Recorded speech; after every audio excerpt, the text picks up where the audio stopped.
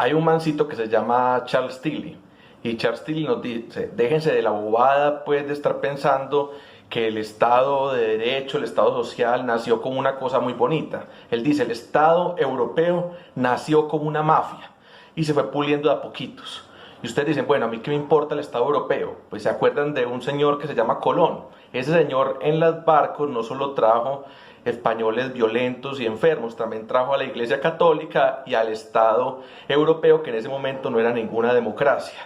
Entonces estamos hablando de esas monarquías que se van complejizando más que todo con una burocracia. Y entonces Charles Tilly dice, ojo que el Estado moderno europeo se formó a base de violencia, a base de control, a base de explotación. Entonces dice, es como una mafia porque lo que hacía era reprimir, generar tributos, háganse de cuenta como un extorsionista, y de ahí en adelante trataba como de generar un tema como de protección.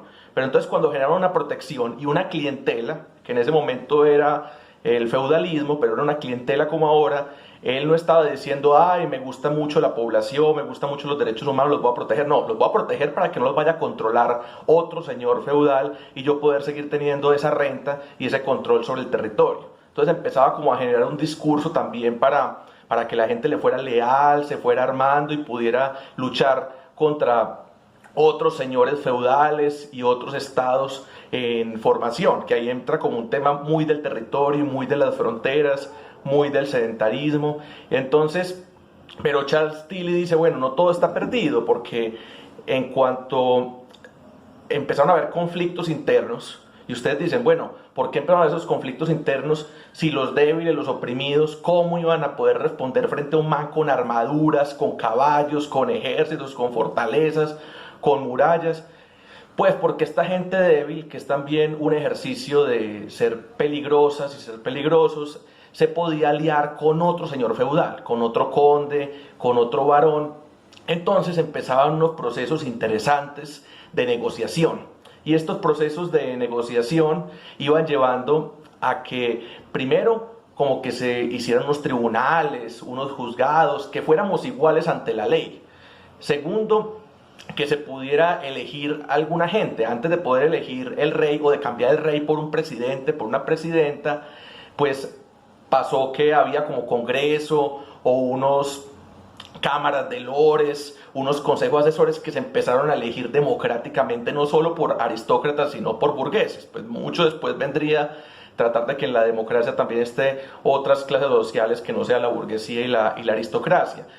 Pero después de eso, porque uno dice, bueno, listo, que no me declaren culpable porque soy amigo del rey o no le caigo mal o no soy amigo, sino que haya un tribunal, algo que me defina si soy culpable o inocente, que yo también pueda votar o estar en un parlamento. Pero tercero, también empezó a haber una concepción de que se tenían derechos. Entonces ustedes dicen, todo eso suena muy romántico, Lucas, pero eso no pasa en Colombia. Pues Charles Tilly está de acuerdo con ustedes, pero ustedes saben que se ha juzgado también a presidentes, a dictadores como Pinochet, como Fujimori, congresistas como Santofimio, Samuel Moreno en Bogotá, aquí un hermano de los Valencia Coso, terminan llegando a la cárcel. ¿Por qué? Porque hay una estructura que dice que todos debemos de cumplir con esa ley. Y bueno, en cuanto a los derechos, ustedes dicen, hay muchos derechos que no están, que no son tangibles, pero ustedes saben, aquí en Medellín como en Cúcuta, se puede entrar a la primaria, al bachillerato, estar en un colegio sin pagar una plata. Eso es un desarrollo del Estado europeo en cuanto a los derechos. Pero muy importante también problematizar, digamos, que las elecciones no siempre son libres, que hay corrupción, que la élite ya había elegido o le había dado un menú de dónde escoger, pero a veces también se puede hackear el sistema y a veces no queda el que espera que queden. Y está bien ser desconfiados, pero también tener un poco de convicción, un poco de fortaleza de que se puede ganar algún terreno. Ustedes pueden buscar también la historia de gente que no estaba como alineada con el sistema o con la élite y también quedó. Entonces siempre, digamos, las elecciones son una posibilidad de hackear el sistema. Pero entonces empiezan a haber problemas. Cuando se dice, listo, vamos, en vez de tener un rey, vamos a tener un presidente, una presidenta, pues entonces se dice, ¿y cómo aseguramos que estas elecciones sí sean libres? Y cuando nos ponemos en esto, van generándose unas instituciones. La institución aquí en Colombia se llama el Consejo Nacional Electoral, que dice, para que no sea una cosa muy compleja, quiénes sí se pueden lanzar y quiénes no se pueden lanzar, o sea, regular los partidos. Hace 8 días hablábamos de los partidos. Y la registraduría, que dice si las elecciones sí fueron limpias, si no, si mira que no estén votando los muertos. Pero ahorita hablamos también como de los jueces, ¿cierto? Entonces tenemos el poder ejecutivo, que es, mejor dicho, el que tiene la chequera. El poder judicial, que es el de los jueces, el que juzga, el que dice cualquier ciudadano es inocente o culpable, el que se encarga como ese proceso de justicia. Pero entonces descubrieron en el proceso que alguna gente no la querían investigar, no la querían denunciar. Entonces sale este tema de impunidad, de que mucha gente es culpable y se queda tranquilita. Entonces se generó la fiscalía, que la fiscalía es este órgano de investigación y de denuncia, de llevar a la gente a juicio, pero no puede decidir quién es culpable e inocente por esta separación que también se daría dentro de esa rama judicial. Y empieza a haber otro problema. Bueno, si no nos gustan las leyes que hay, porque ¿quién entonces hace las leyes? Dios. Entonces, ¿quién genera nuevas leyes? ¿Quién las cambia? Y eso es el poder legislativo. En Colombia, como en muchas partes del mundo, hay un Congreso con 2 cámaras, la Cámara de Representantes y la Cámara del Senado, que sería como la Cámara alta en otros países. Pero entonces siguen habiendo enredos. Entonces uno dice, bueno, pero es que imagínese que hay gente que no respeta, por ejemplo, el proceso electoral y pasa mucho, entonces que le ayuda a un amigo como para atornillarse al poder. Entonces se crea la Procuraduría para controlar que se haya buen servicio público y para poder juzgar sobre todo a alcaldes, a gobernadores, algunas veces al ejército, pero para el tema de violación de derechos humanos, para el tema de la tarbanería, se genera la Defensoría del Pueblo.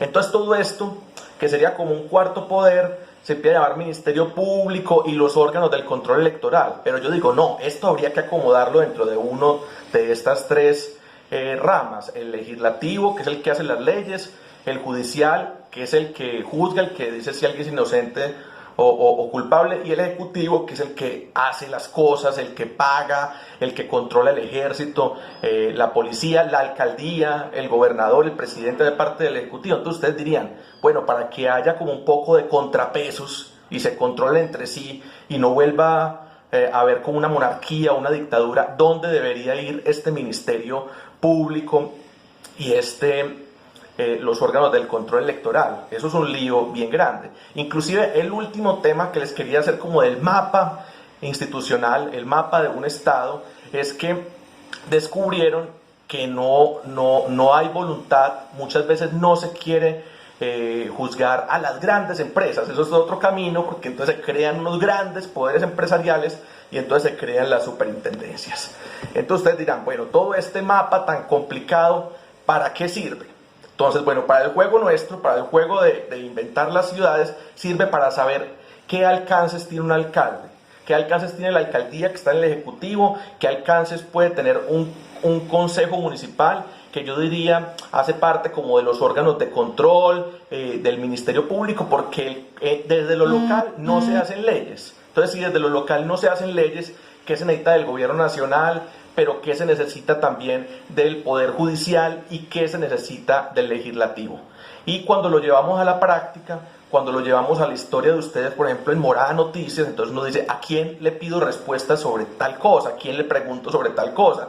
¿Quién es el responsable del ejército? ¿Quién es el responsable de la policía? ¿Quién es el responsable de las fronteras? ¿Quién es el responsable de la DIAN? De que se paguen impuestos. Entonces hay que ir entendiendo el mapa para ver a quién le pido resultados. Y resulta pues que el trabajo en Morada Noticias, el periodismo ciudadano, está muy cercano a la veeduría. Y entonces la veeduría, así como el activismo, como los movimientos sociales de los que ustedes quieran hacer parte, el feminismo, no copio, nada justifica el homicidio, el medio ambiente, entonces uno tiene que definir qué luchas quiere dar de lo local y qué luchas quiere dar de lo nacional. Hay muchas cosas en Colombia que se definen desde Bogotá, pero también hay una agenda que se puede manejar desde Medellín, y sería muy interesante ver también cómo logramos tener desde una ciudad como Medellín o como Cúcuta poder en lo nacional, como de pronto también a veces necesitamos crear más leyes, o no se trata de crear más leyes, sino de ejecutarlas como son. Entonces son preguntas para el activismo y para la veeduría muy importantes.